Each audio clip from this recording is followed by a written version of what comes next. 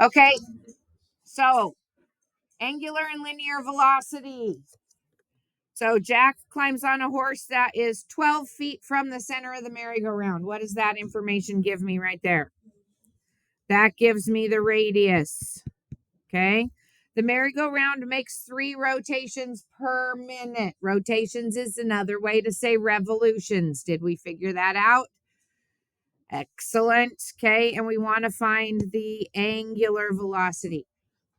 How quickly is Jack moving through an angle or through angles?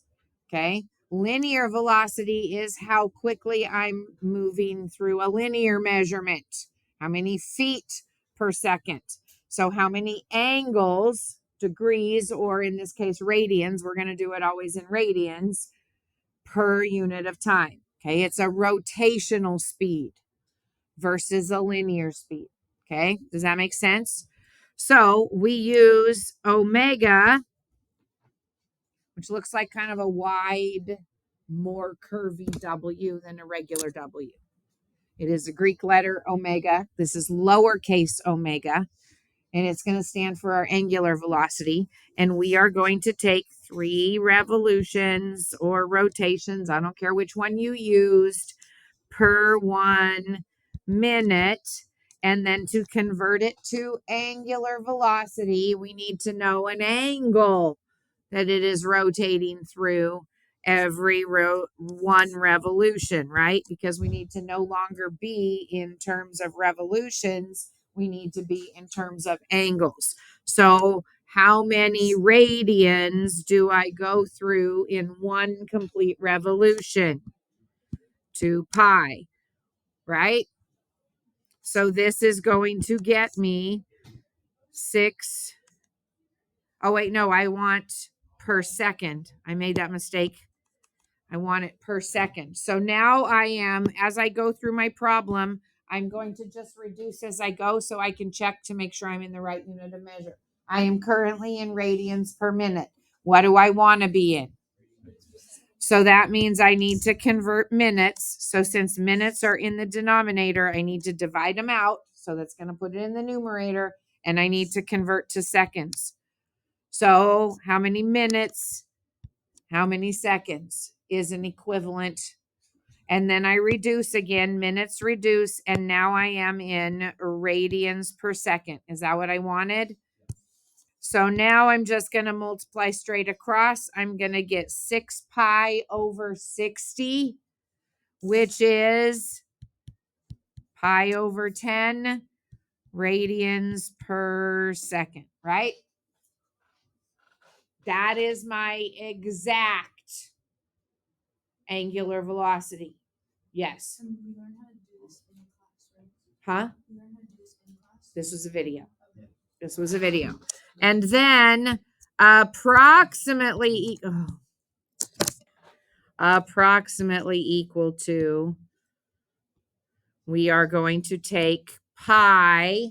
Do not use 3.14 as an approximation for pi. Not nearly accurate enough. The calculator keeps a whole lot more decimal places. Pi divided by 10 is going to get me, anybody surprised when I divide 3.14159 by 10 that I get 0.314159? So this is approximately radians per second.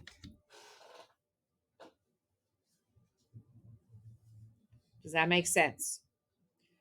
Now, I picked this problem and I did it this way because we converted to per second in the first part, and then in the second part we're wanting it to be per hour. So yes, I am aware that I could do velocity is angular velocity times the radius, and then from there convert to miles per hour. But then I have to convert back from seconds to minutes, don't I? So I'm just going to go like I have not found the angular velocity, and I'm just going to convert 3 revolutions per 1 minute into miles per hour. So I have 2 pi radians per 1 revolution. Which do you want to convert first? Oh, wait, times the radius. I need times the radius.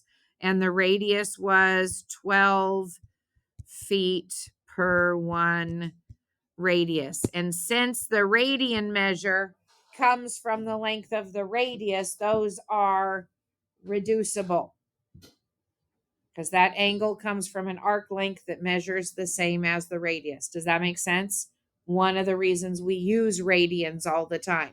Okay. Now we need to we are currently in feet per minute. Which do you want to convert first, from minutes to hours or from feet to miles? Feet to miles. Okay, so I have feet in the numerator, so I need to divide out the feet and introduce miles in the numerator. So 1 mile is, how many of you already knew that number from physics? Not from physics? Where did you learn it from? The video? Yeah, 5,280 feet per mile. Probably need to know that one. Okay, that's a number that comes up a lot. So now I am in, thank you for not talking, I appreciate that. I am now in miles per minute. So now I need to convert from minutes, so minutes were in the denominator, to hours. So I have 60 minutes per 1 hour. And now if I reduce minutes, I am currently in miles per hour. So I know I'm good. Okay. And so now what I'm going to do,